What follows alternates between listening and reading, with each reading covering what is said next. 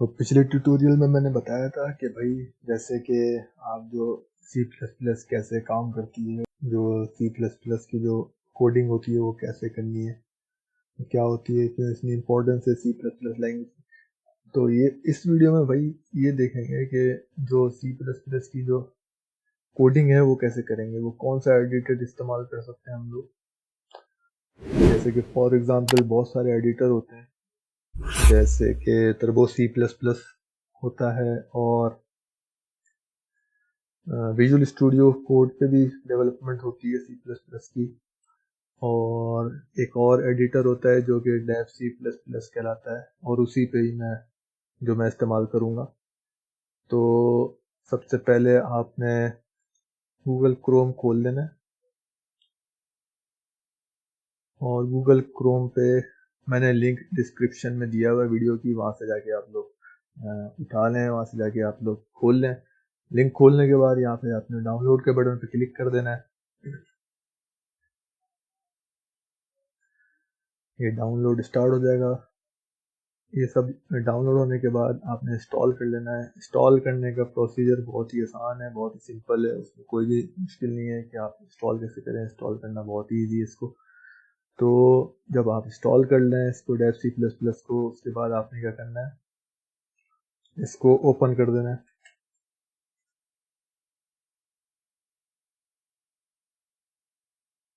तो Dev C plus plus open होने के बाद आपको इस तरीके की कोई विंडो शो होएगी, और इसमें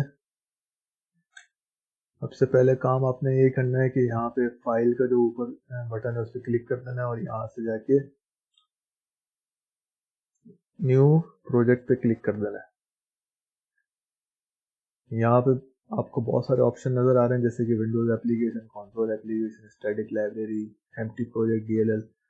तो इसमें से आपने यहाँ पे कंसोल एप्लीकेशन पे क्लिक कर देना है, और यहाँ से अपना जो डिजायर्ड प्रोजेक्ट है वो क्लिक कर देना है। अच्छा, ये डेव सी प्लस प्लस की ये खासियत है कि भाई इसमें आप सिर्फ दो ही चीज़ों पे काम कर सकते हो, जैसे कि सी लैंग्वेज हो या फिर सी प्लस प्लस लैंग्वेज हो। तो अगर कोई बिगनर है, अभी अभी नया नया सीखना शुरू करा है उसने, तो उसके लिए ये जो एडिटर है डेव सी प्लस प्लस, ये बिल्कुल ही एक्सीलेंट एडिटर है उसके लिए। काफ़ी उसमें इसको प्रॉब्लम नहीं होगी। अब जो नया एडिटर है उसमें सीखने में थोड़ी सी मुश्किल होगी, लेकिन इसमें बहुत ही ईजी हो जाता है सीखना। और ये जो एडिटर है वो काफ़ी लाइट वेट एडिटर है, आराम से किसी भी पीसी में डल जाता है, वो इंस्टॉल हो जाता है। और अगर कोई बहुत ही थका हुआ पीसी हो उसमें भी इंस्टॉल हो जाएगा। इसके बाद यहाँ से प्रोजेक्ट का नेम दे देता हूँ मैं, कोड इनक्रिप्ट, कोई भी दे देता हूँ, जैसे कि कोड इनक्रिप्ट ट्यूटोरियल करके, ट्यूटोरियल, ये मैंने प्रोजेक्ट का नेम दे दिया। उसके बाद मैं यहाँ पे ओके पे क्लिक कर देता हूँ। अब ये पूछेगा कि मुझसे कहाँ पे सेव करना है, तो यहाँ पे मैं अपने डेस्कटॉप पे जाऊँगा और एक न्यू फोल्डर क्रिएट कर लेता हूँ, और उसका नाम मैं रख देता हूँ अच्छा सा। तो मैं यहाँ से एक न्यू फोल्डर क्रिएट करूँगा, और वो फोल्डर जो है वो मैंने डेस्कटॉप पे रखा है। यहाँ पे कोड इनक्रिप्ट प्रोजेक्ट्स, ये मैंने फोल्डर का नाम दे दिया।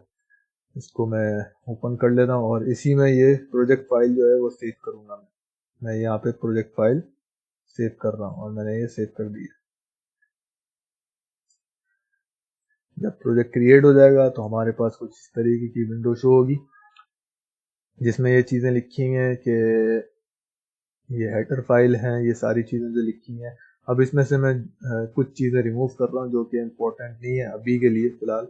तो मैं यहाँ से रिमूव कर देता हूँ, जो अभी फालतू चीज़ें उनको निकाल देते हैं अपने कोड में से। मैं यहाँ पे एक फंक्शन लिख देता हूँ।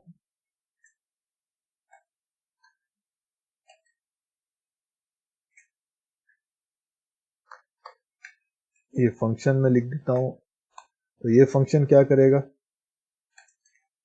This is my first tutorial.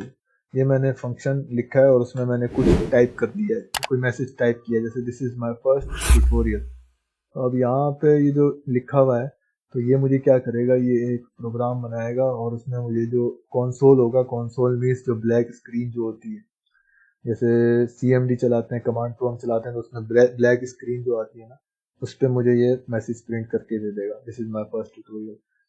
तो इसको रन करते हैं। रन करने से पहले एक और चीज़ यहाँ पे ऐड करनी पड़ेगी, उसने ऐड नहीं करी है, तो यहाँ पे यूजिंग नेम स्पेस std करके हमने यहाँ पे एक और चीज़ यहाँ पे ऐड करनी है।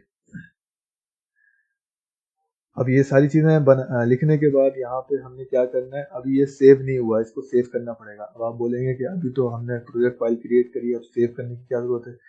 वो प्रोजेक्ट फाइल है, मैं आपको दिखा देता हूँ जाके फोल्डर में, तो क्लोज कर देते हैं। जैसे कि ये मैंने फोल्डर क्रिएट कर था, तो इसमें ये जो है ये एक प्रोजेक्ट फाइल है, तो ये क्रिएट हुई है मेरी, ये भी प्रोजेक्ट फाइल ये मैंने क्रिएट करी है। लेकिन इसमें जो ये main.cpp फाइल है ये सेव नहीं हुई, तो इसको मुझे सेव करना पड़ेगा। तो मैं दोबारा से वहीं जाऊंगा, फाइल पे क्लिक करूंगा और यहाँ से जाके सेव कर दूंगा, और Ctrl+S भी प्रेस कर सकता हूँ सेव करने के लिए। इसको मैं क्लिक करूंगा, ये पूछेगा कहाँ सेव करना है। ऑलरेडी इसने वही लोकेशन खोली हुई जिसमें मेरा प्रोजेक्ट क्रिएट हुआ था। तो फॉर एग्जांपल मैं यहाँ पे खोल के भी दिखा देता हूँ। तो यहाँ से डेस्कटॉप पे जाऊंगा और मैं अपने कोड इनक्रिप्ट प्रोजेक्ट अभी मैंने जो बनाया था उसी पे जाऊंगा। यहाँ पे मेरा प्रोजेक्ट क्रिएट हुआ था और उसी में जाके मैं ये जो मेन फाइल है वो सेव कर दूंगा। सेव के बटन पे क्लिक कर देंगे, तो मेरी फाइल जो है वो सेव हो चुकी है। अब क्या करना है, फाइल सेव हो गई है, अब मुझे यहाँ पे इसको कंपाइल करना पड़ेगा। तो सबसे पहले यहाँ पे मुझे कंपाइल लाजमी करना पड़ेगा। जब भी मैं C++ पे कोडिंग करूंगा या C++ प्रोग्राम चलाऊंगा तो उसमें मुझे कंपाइल करूंगा, तो फिर उसके बाद वो एप्लीकेशन रन होगी। तो मैं फर्स्ट यहाँ पे कंपाइल कर देता हूँ। यहाँ पे एक और भी बटन होता है कंपाइल एंड रन का, लेकिन अभी इसको नहीं छेड़ते हैं, अभी पहले कंपाइल करेंगे। तो अब कंपाइल करा है तो मेरे पास एक एरर दिया है इसने। तो ये क्या करा है, अब इसने यहाँ पे कंपाइल करा तो इसको समझ में आ गया कि यहाँ पे इस कोड में, पूरे कोड में पूरा ये ऊपर से लेके नीचे तक इसने पढ़ा, और उसके बाद इसको समझ में आ गया कि भाई सी आउट में एरर है, तो इसने मुझे बता दिया। तो कंपाइल करने का यही फायदा होता है कि वो एरर बता देता है। एरर जब आज सारे रिजॉल्व हो जाएंगे तो फिर उसके बाद आप रन कर लें उसको। तो अभी मेरे एरर आ रहे हैं, इसने मुझे बताया कौन सी लाइन पे आ रहे हैं। फॉर एग्जाम्पल मैं दोबारा इसको प्रेस कर देता हूँ, तो इस लाइन पे एरर आ रहा है, तो इस लाइन में कुछ मसला है। तो मैं यहाँ से, मैंने ये रॉन्ग डाले थे, इस तरीके से इसका सिंटेक्स होता है सी आउट का, तो ये मैंने रॉन्ग इंटर किया था। अब मैं इसको दोबारा से कंपाइल करूंगा, पहले सेव कर लेता हूँ मैं।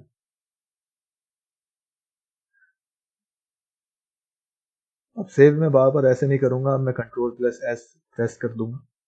तो आप भी ऐसे ही सेव करना, ऐसे ज़रा जल्दी जल्दी क्विकली काम होता है। तो मैं Ctrl+S और सेव कर दिया है मैंने। इसके बाद मैं यहाँ से कंपाइल कर देता हूँ। हम देखें यहाँ पे कोई भी एरर नहीं दिया, एरर ज़ीरो, वार्निंग्स भी ज़ीरो, कुछ भी नहीं है, एरर वेरर नहीं है। अब यहाँ पे कंपाइलेशन सक्सेसफुल हो गई है।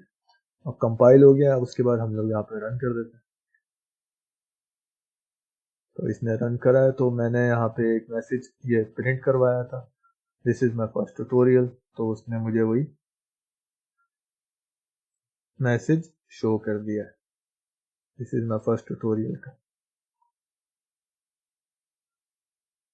अब यहाँ पे ये क्या चीज़ें हैं, ये सारी चीज़ें क्या है, ये हैशटैग इंक्लूड आईओ स्ट्रीम और यूजिंग std, ये एक हेडर फाइल्स होती हैं जो कि लाजमी होती हैं प्रोग्राम में इंसर्ट करना, उसके बगैर प्रोग्राम नहीं चलेगा।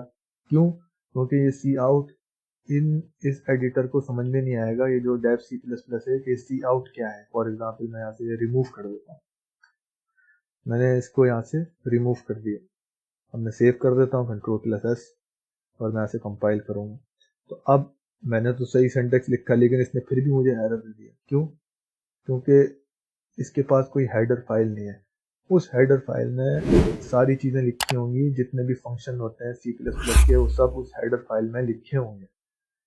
मल्टीपल हेडर फाइल्स होती हैं और भी हेडर फाइल्स होती हैं। फॉर एग्जांपल मैं वापस ले आता हूँ उसको, आईओ स्ट्रीम है और भी हेडर फाइल्स होती हैं, std आउट, बहुत सारी होती हैं। तो ये एक हेडर फाइल है इंक्लूड आईओ स्ट्रीम। इससे इसको समझ में आया कि जो सी आउट है ये एक फंक्शन है। हेडर फाइल आप ये समझ लें कि जैसे एक किताब होती है उसमें सारी चीज़ें लिखी होती हैं, तो हमने वो यहाँ पे किताब का रेफरेंस दिया है। तो उसके बाद यहाँ पे दूसरी चीज़ जो है वो कमेंट्स है, मैं अभी बाद में आऊँगा इसके ऊपर, नेक्स्ट पार्ट में मैं बताऊँगा कमेंट्स के बारे में। इसके बाद यहाँ पर चौथी लाइन पे लिखा हुआ है यूजिंग नेम स्पेस std। ये भी एक तरह की डिक्लेरेशन फाइल होती है कि भाई इसमें इसी में फंक्शन होता है इसी आउट का। अब अगर मैं ये चलाऊंगा तो फिर मुझे एरर देगा, क्यों? क्योंकि उसको वो ये नेम स्पेस std, ये भी आप इसी तरीके से समझ लें कि ये भी एक हेडर फाइल की तरह ही काम कर रही होती है यूजिंग नेम स्पेस std। इसके बाद मेरा ये मेन फंक्शन है जो कि रन होगा, यही फंक्शन जो है वो रन होगा। इंट मेन, ये इसका सिंटैक्स है। फिर उसके बाद पैरेंथेसिस और कर्ली ब्रेसेस आ जाएंगे। यहाँ पे ये सी आउट है, ये मैंने पहले ही बता दिया है। यहाँ पे ये प्रिंट करेगा, उसके बाद ये यहाँ पे ये रिटर्न 0 कर देगा। अब रिटर्न 0 करेगा, यहाँ पे रिटर्न 0 लिखने की जरूरत क्या थी? अब मैं आपको ये सारी डेटा टाइप्स के बारे में बताऊंगा। अभी के लिए मैं आपको इतना बता दूं कि क्योंकि ये इंट है तो यहाँ पे रिटर्न करेगा वो एक इंटीजर ही 0। तो 0 आमतौर पे हम रिटर्न करवा देते हैं, हम 1 2 भी करवा सकते हैं, लेकिन ज़रूरत क्या है? कुछ भी होना चाहिए, बस इंटीजर होना चाहिए। तो अब कुछ ना कुछ तो रिटर्न करवाना है, क्यों? क्योंकि इसकी टाइप है इंट, इंटीजर। मैं आपको आगे चल के बताऊंगा इस सारी डेटा टाइप्स के बारे में। तो अभी के लिए इंटीजर है। अब ये समझ लें कि ये इंटीजर है, तो इसलिए हमने यहाँ पे 0 रिटर्न करवाया है। नेक्स्ट पार्ट में मैं आपको वेरिएबल्स और कमेंट्स के बारे में बताऊंगा। तो गुड लक।